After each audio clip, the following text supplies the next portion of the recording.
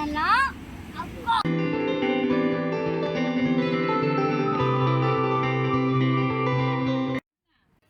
Hi hello welcome back to TNPSC preparation. So இது என்ன சீரியஸ்னு பார்த்தீங்கன்னா 11th ஸ்டாண்டர்ட் பாலிட்டியில் எலெக்ஷன் அண்ட் ரெப்ரஸன்டேஷனோட பார்ட் 5 ஆஃப் த வீடியோ இது.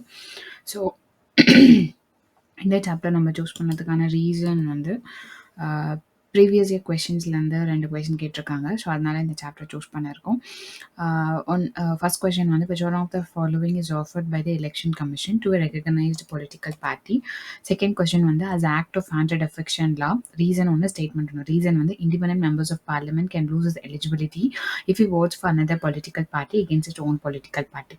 Statement வந்து members of the parliament and members of legislative assembly will lose their eligibility against the order of the political party. So என்ன syllabus நம்மளுக்கு link ஆகுது அப்படின்னா group 2 சிலபஸில் unit 5 Indian பாலிட்டியில் election அப்படின்றது வந்து link ஆகுது.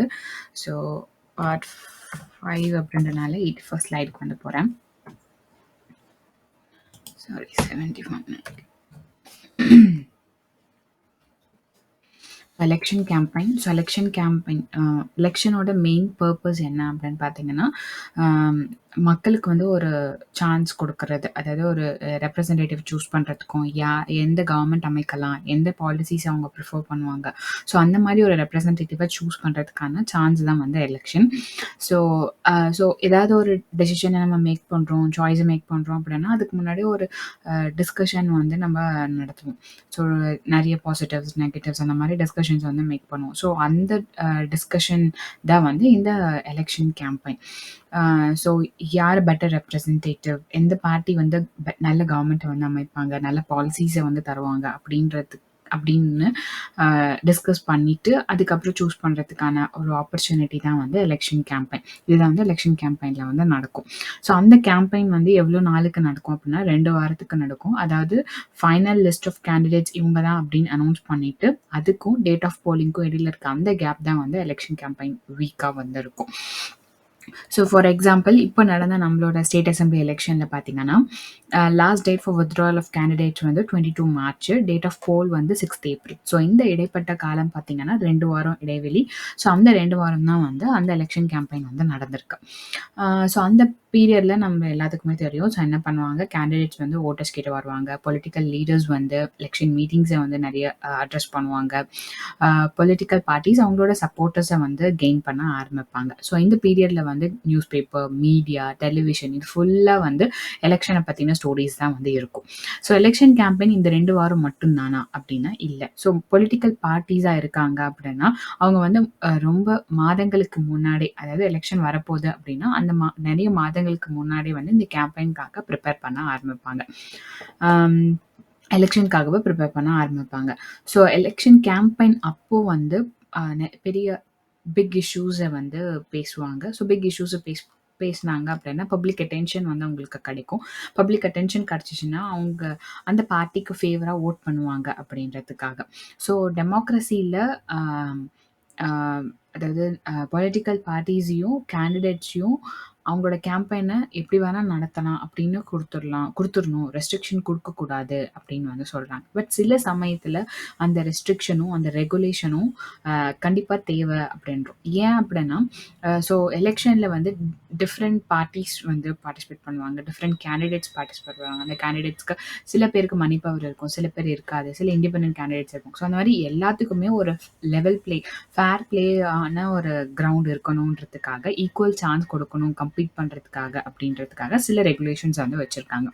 ஸோ அந்த எலெக்ஷன் லாவை பொறுத்த வரைக்கும் எந்த பார்ட்டியும் சரி, எந்த கேண்டிடேட்டும் சரி ஓட்டர்ஸ்க்கு வந்து பிரைப் பண்ணக்கூடாது, காசு கொடுத்து ஓட்டு வாங்கக்கூடாது, அதே மாதிரி பயம்புறுத்தி ஓட்டு வாங்கக்கூடாது, அதே மாதிரி ஜாதி வச்சு ஓட்டு வாங்கக்கூடாது, மதத்தை வச்சு ஓட்டு வாங்கக்கூடாது. ஸோ எலெக்ஷன் கேம்பெயின் அப்போ இப்போ வந்து ஒரு ஆளுங்கட்சியாக இருக்காங்கன்னா, ரூலிங் பார்ட்டியாக இருக்காங்கன்னா அவங்க வந்து அந்த கவர்மெண்ட்டோட ரிசோர்ஸஸை யூஸ் பண்ணி நீங்கள் வந்து கேம்பெயின் பண்ணக்கூடாது.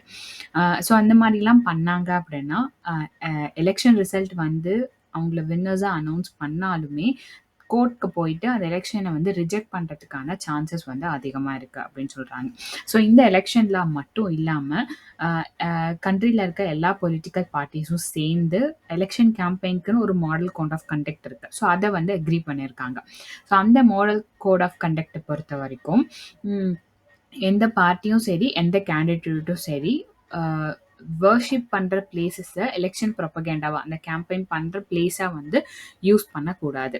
ஸோ இதுதான் வந்து அந்த model code of conduct election commission of இந்தியாவோட வெப்சைட்லேயே வந்து இருக்கு.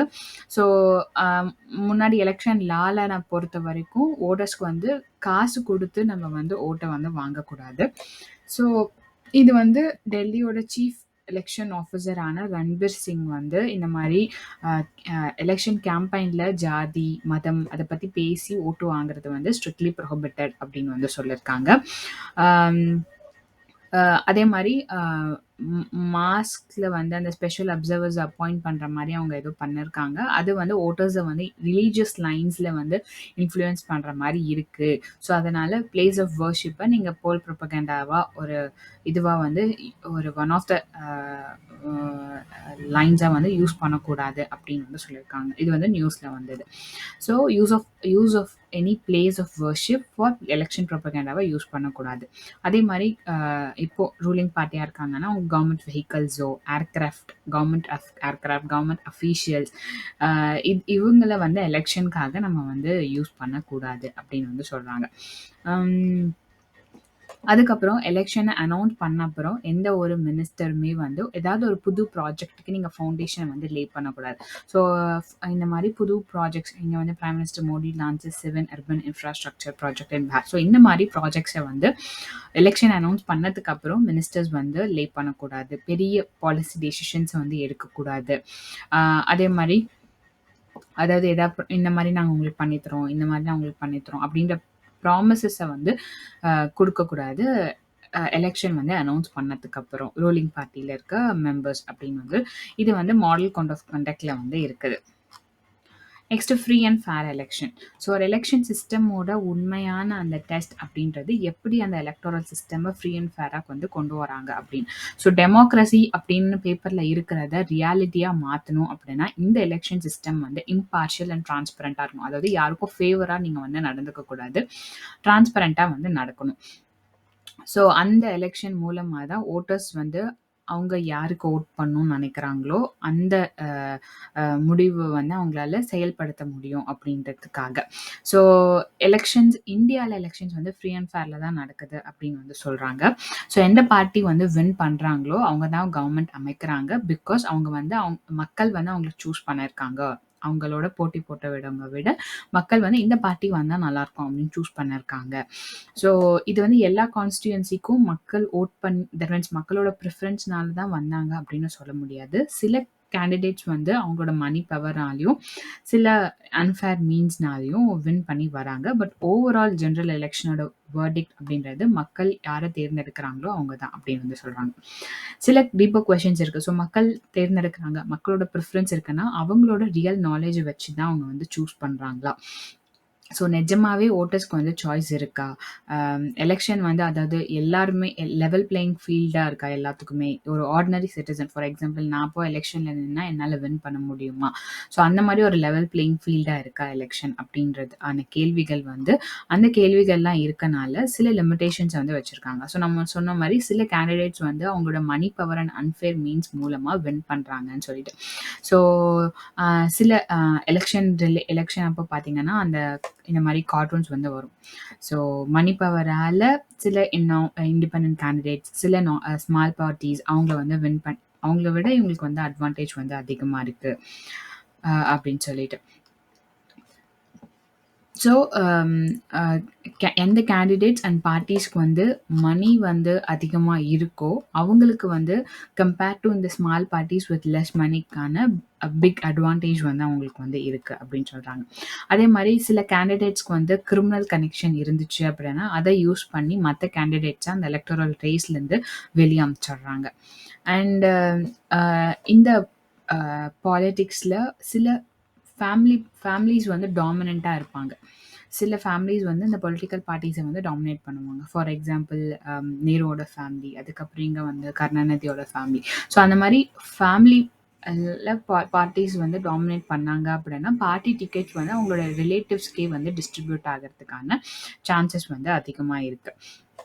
ஸோ எலெக்ஷன் வந்து ஆர்டினரி சிட்டிசன்ஸ்க்கு குடுக்குற சாய்ஸ் அப்படின்றது ரொம்ப கம்மி தான். பிகாஸ் மேஜர் பார்ட்டீஸ் எல்லாருமே வந்து அவங்களோட பாலிசிஸும் சரி, அவங்க பண்ற பிராக்டிஸும் சரி சிமிலரா தான் இருக்கு அப்படின்னு சொல்றாங்க. அண்ட் நம்ம முன்னாடி சொன்ன மாரி ஸ்மால் பார்ட்டீஸ் ஆகட்டும், இண்டிபெண்டன்ட் கேண்டிடேட்ஸ் ஆகட்டும், இவங்க வந்து less advantage than the major big parties அப்படின்னு சொல்றோம். ஸோ இது வந்து உத்தரகாண்ட்ல நடந்த எலெக்ஷன்ல இண்டிபெண்டன்ட் கேண்டிடேட்ஸ் வந்து ஓவரால் ஓட்ல லெஸ் தென் 1% ஆஃப் ஓட்ஸ் தான் இண்டிபெண்டன்ட் கேண்டிடேட்ஸ் வந்து வாங்கியிருக்காங்க. ஸோ அவங்க வந்து கம்பேர் டு பிக் பார்ட்டி அவங்களுக்கு வந்து டிஸ்அட்வான்டேஜா வந்து அதிகமா இருக்கு. இந்த சேலஞ்சஸ் இந்தியால மட்டும் இல்ல, நெறைய எஸ்டாப்ளிஷ்ட் டெமோக்ரஸிஸ்ல வந்து இருக்குது.